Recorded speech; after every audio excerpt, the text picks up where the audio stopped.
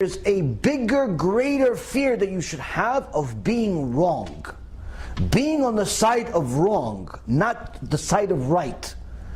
Because being on the side of wrong means that you're just simply on the wrong direction and you may never come back.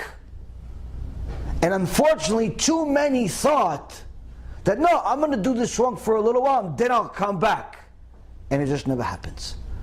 No drug addict in the world ever thought he was going to be a drug addict. No one aspires to be a drug addict. No one says at 8 years old, why, I can't wait till I do lines. No one says, wow, I can't wait to start snorting. Wow, it's going to be so amazing. Once I'm 18, yeah, wow, oh, at 12 maybe. No one does that. The first time the guy takes a puff of some marijuana or some other poison, he doesn't think I'm not going to be addicted to crack in a few years. He doesn't think like that. The first time he takes a drink, at 9, 10, 11 years old, his dumb father gives him a drink. Says, oh, he's just a kid, he's having a drink. No, it's for fun, for fun. Yeah, for fun. Your kid's going to be an alcoholic in 3 years. Your kid's going to be an alcoholic. What? No, what do you mean? He's only 9 years old. Yeah, I know somebody became an alcoholic at 9 years old. He's still struggling with it. He's 55. He started at 9. Who gave him his drink? His brother. No, what's the big deal? No one ever thinks that it's going to get to a point where you're on the wrong side for permanently. Not even an extended period of time. No one thinks like that. And that's also the same thing in business. The Rasha, Bernie Madoff, that stole billions of dollars and even more so the livelihood of many people on Wall Street. No one ever thought that this guy is such a bad guy.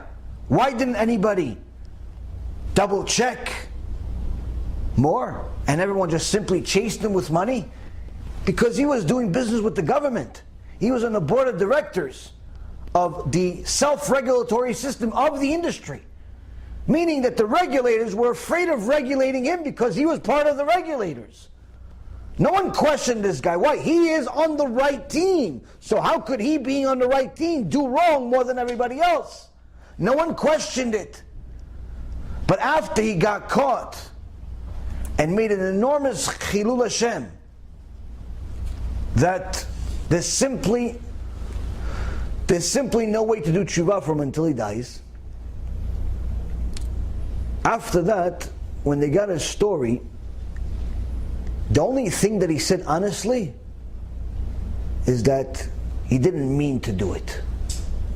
When he first started out, he started out with good intentions. And I believe him on that. Everything else is a lie.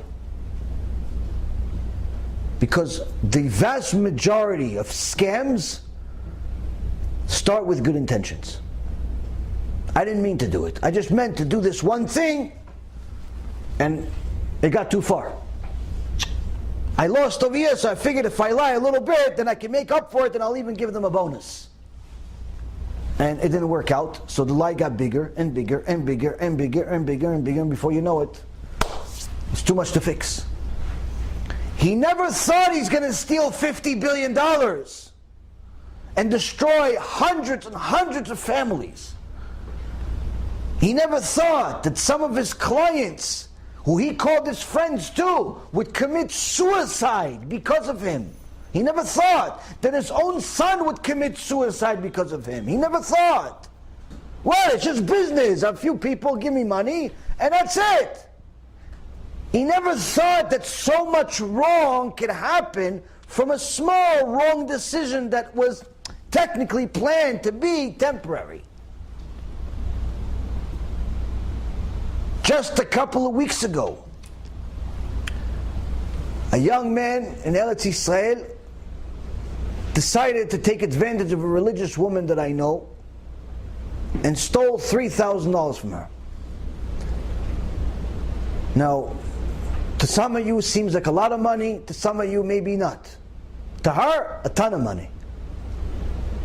In fact, it was all she had. And he told her that he's going to do such and such service for her that she needed, and if she doesn't pay him the money, then he's just going to throw out her file and put everything at jeopardy that she worked for, and so on and so forth, and put a lot of stress on her. And she said, well, I can't pay the whole thing. Well, he said, listen, I'll just take $500 from your card. Okay, fine. She gave him the card number. She signs an agreement. And what does he do? Takes a lot more than $500. Cleans out our bank account. $3,000 is gone. She calls. All of a sudden, not available. She calls. All of a sudden, we'll get back to you. Gone. Emails unanswered. She feels so horrible that she not only doesn't have the money that she needs, but on top of that, that someone took advantage of her. That betrayal, that feeling of being violated. Now, many people have stolen from me over the years, so I know how it feels. And I don't know how many things are worse than that. But nonetheless, this guy, when he took the money, what did he think? Okay, it's a little wrong, that I'm going to do right with. I'll pay her back at some other point. I'll make up for it by doing good this, and I'll do that. He didn't mean to kill anybody. He didn't mean to hurt anybody. He didn't mean to do any of that stuff. He just meant, I need the money, she has it, that's it, what's the problem? He didn't know exactly how much she has in her account. He didn't know how she's going to react to it. Well, he is likely not watching this. But in Shamayim, they are. And they're watching him. And right now, he's decreed a murderer. Why? But because of all of the anxiety that he caused this poor woman, she started bleeding and ended up having a late miscarriage. And had to go to the hospital, emergency service, because of a hemorrhage, to the extent where she almost died herself. Baruch Hashem, she didn't. But this guy that wanted to do a little wrong, to hopefully do a little right later on, right now he doesn't realize he's a murderer.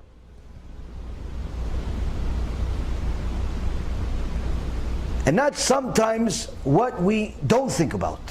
That our little decisions and our violation of the right and wrong could be simply too big to fix. And if it is possible to fix it, it'll take a whole lot more.